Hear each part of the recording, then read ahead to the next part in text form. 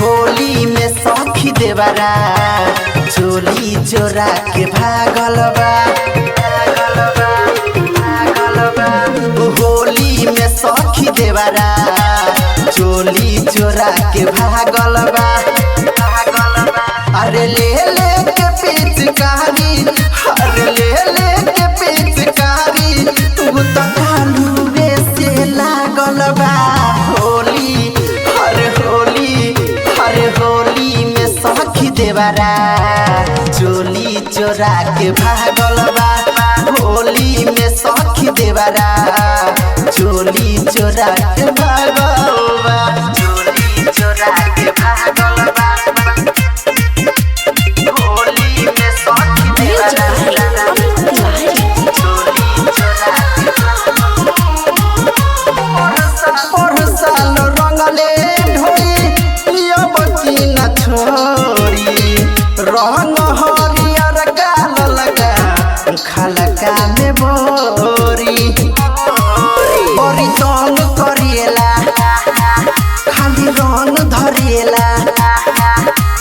केकरा से डलबाई, अरे केकरा से डलबाई, सब हमारे पीछे पागल बा। होली अरे होली, अरे होली में सखी देवरा चोली चोरा के भागल बा। होली में सखी देवरा चोली चोरा के भागल बा। चोली चोरा के भागल बा।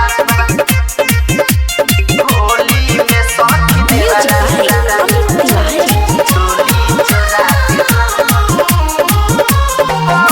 करेला सारा करेला हाला।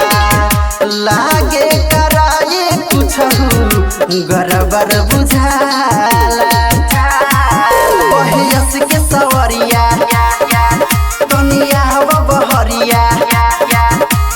राजा रसिक शंकर, अरे राजा रसिक जक्सन, दुनु दारू पी के छागल बा।